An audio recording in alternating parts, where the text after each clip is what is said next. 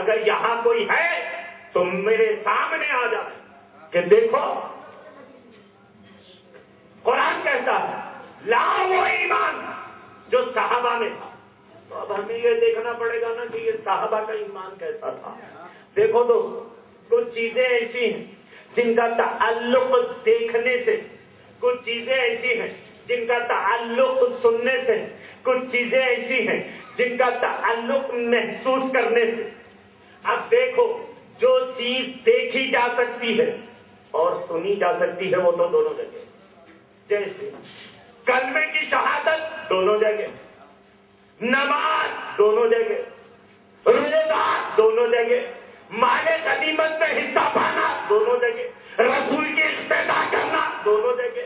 تو آپ دیکھیں جو چیز دیکھی جا سکتی ہے اور سنی جا سکتی ہے وہ تو دونوں جگہ ہے. مگر قرآن کہتا ہے کہ لا وہ ایمان جو صحابہ میں تھا، جو یہاں جو وہاں تو ہے یہاں نہیں ہے. یاد رکھو کلمے کی شہادت دینے کا نام ایمان نہیں ہے، نماز پڑھنے کا نام ایمان نہیں ہے، روزے رکھنے کا نام ایمان نہیں ہے، زکات دینے کا نام ایمان نہیں ہے، حج کرنے کا نام ایمان نہیں ہے، مال غنیمت میں حصہ پانے کا نام ایمان نہیں ہے. قرآن کہتا ہے کہ لا وہ ایمان جو صحابہ کا تھا وہاں ہے یہاں نہیں ہے. وہ کون سی چیز ہے جو نہ دیکھی جا سکتی ہے نہ سنی جا سکتی ہے، صرف محسوس کی جا سکتی ہے. یاد رکھو وہ عشق مصطفیٰ ہے، وہ عشق محمد الرسول اللہ ہے. عشق رسول بغیر تم کامل مومن نہیں. تو قرآن کہتا ہے کہ لا وہ ایمان. اچھا کچھ دیر کے لیے اگر میں یہ مان لوں کہ چلو قرآن یہ کہہ بھی دیتا آمینو کما بالقرآن، آؤ تم بارگاہ ایمان میں قرآن سیکھو، تو کیا ہوتا؟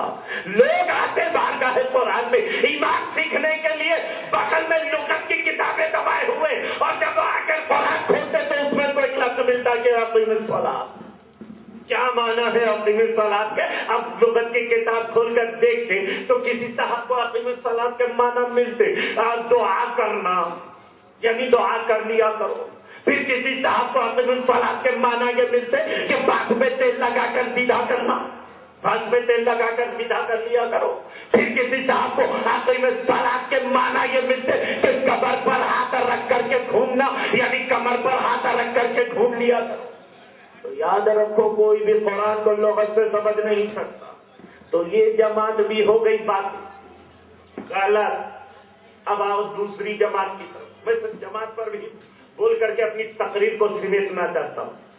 اب آؤ دوسری جماعت کی طرف. ان کے نیچے ایک اسٹیپ اور نیچے ایک اور جماعت ملے گی، خود کو کہنے لگا اہل حدیث. ان کو بڑا خوف ہوا اہل قرآن کہنے سے، کیونکہ وہ سوچنے لگے اہل قرآن نہیں، اتنا بڑا تو دعویٰ ہم نہیں کر سکتے، چلو حدیث ہی کو پکڑ سکتے. میں نے کہا چلو ان سے بھی پوچھ لیں، ذرا بتاؤ کہ بھئی تم نے اپنا نام اہل حدیث رکھا تو بتاؤ کہ کیوں اپنا نام اہل حدیث رکھا؟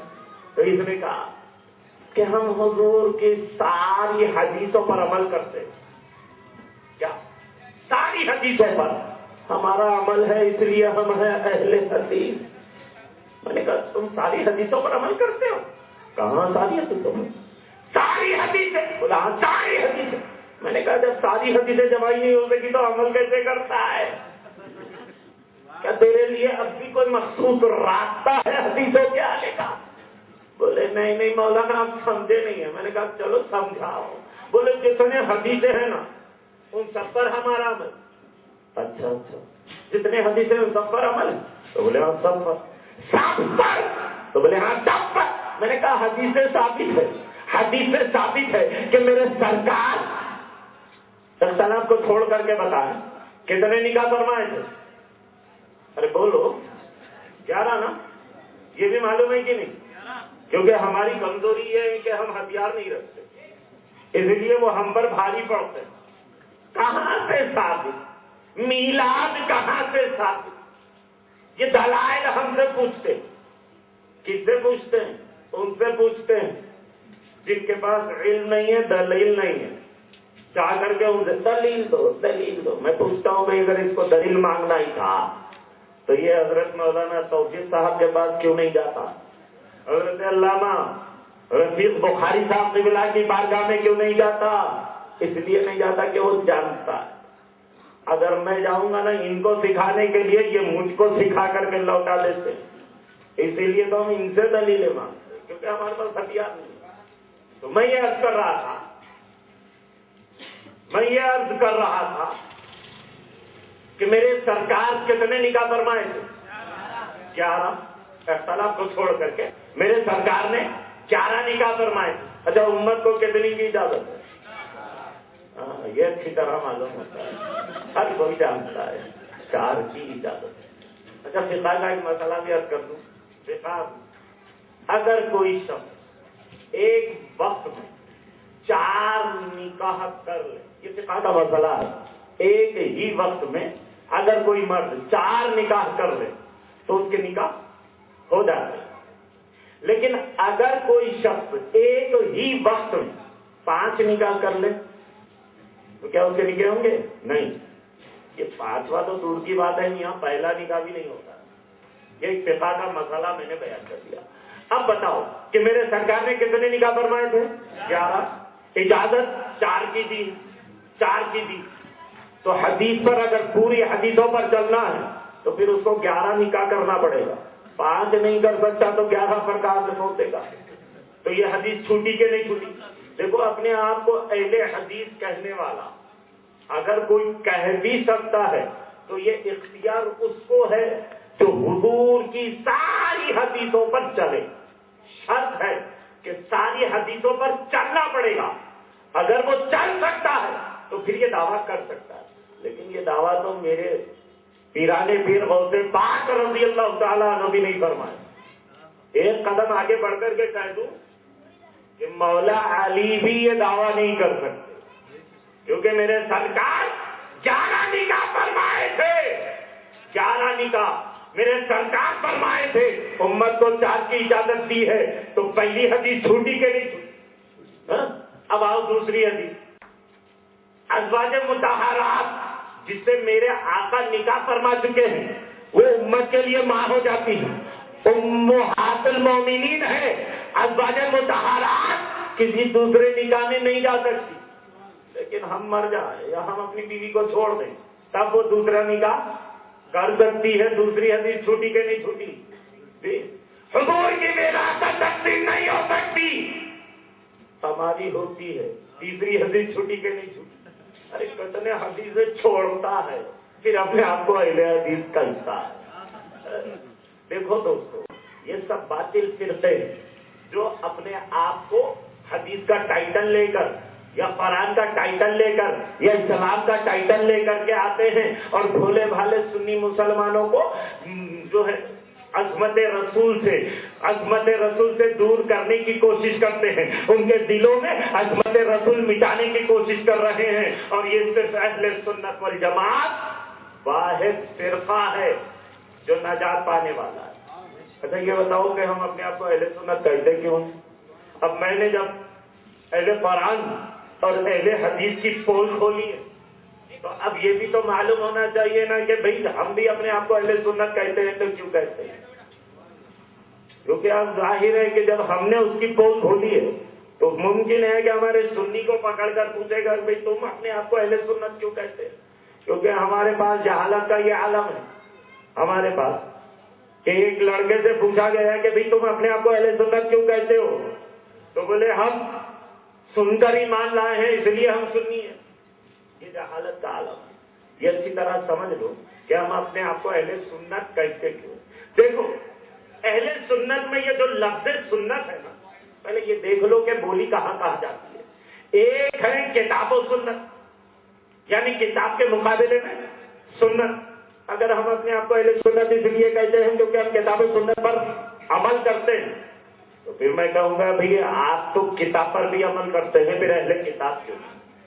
تو پتا یہ چلا کہ بھئی ہم اپنے آپ کو اہل سنت اس لیے نہیں کہتے کیونکہ ہم کتاب و سنت پر عمل کرتے ہیں۔ اب دوسری سنت کہاں بولی جاتی ہے؟ نماز میں۔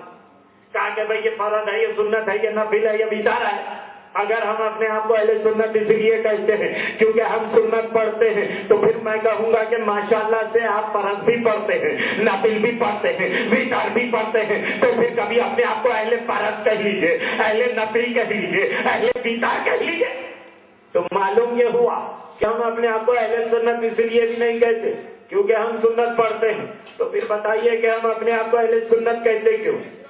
اب آپ کہیں گے کہ مولانا ہم حضور کی ساری سنتوں پر عمل کرتے، ساری سنتوں پر ہمارا عمل ہے اس لیے ہم اہل سنت، تو پھر میں کہوں گا بھائی یہ دعویٰ تو بالکل غلط، کیونکہ حضور کی ساری سنتوں پر عمل کرنا ہمارے لیے ناممکن ہے، اس لیے کہ میرے سرکار کی بعض سنتیں آپ کے خصائص میں سے ہیں، یعنی خاص الخاص ہے جہاں تک ہماری پہنچ، ہماری رسائی ناممکن ہے۔ اچھا یہ دیکھیے، یہ جو فرض کی بات نکلی ہے تو ایک بات میں یہاں بتاتا چلوں کہ رب تبارک و تعالیٰ نے، جیسا کہ ابھی ضیاء ملت نے اپنی ارشادات میں فرمایا کہ وقت مقرر ہے، رب تبارک و تعالیٰ نے فرض کے لیے عمر کی قید بھی لگا دی اور ایک مدت بھی لگا دی۔ مثال کے طور پر ہم پیدا ہوئے تب ہم پر کوئی عبادت فرض نہیں، مرنے کے بعد بھی کوئی ہم پر عبادت فرض نہیں رہی، جب ہم 12 سال یا 15 سال کی عمر کو پہنچیں گے تب ساری عبادتیں ہم پر فرض، روزہ فرض، نماز فرض، زکات فرض، ساری عبادتیں ہم پر فرض ہے۔ کب تک؟ جب تک ہم زندہ ہوں۔ چلو مان لو کہ 15 سال کی عمر میں ساری عبادتیں ہم پر فرض کر دی گئی اور 20 سال کی عمر میں انتقال ہو جائے تو بتائیے کہ فرض کی عمر کتنی رہی؟ جی 5 سال۔ اس میں کوئی اختلاف نہیں ہے، کسی کی 10 سال ہو، 20 سال ہو، چاہے 100 سال ہو جائے، دعا کرتا ہوں کہ 200 سال ہو جائے، مگر سوچنے والی بات تو یہ ہے کہ رب تبارک و تعالیٰ نے فرض کے لیے عمر کی قید بھی لگا دی اور ایک مدت بھی لگ دی، لیکن جب سنت کی بات آئی تو رب نے ساری قیدیں اٹھا دی، ساری مدتیں اٹھا دی، پیدا ہونے کے بعد سنتوں کا سلسلہ شروع ہوا، آخر تک جب آپ سنت کی سنت، ابھی پیدا ہونا سنت، کان میں آدھا وہ سنت، عقیدہ کرنا سنت، مرے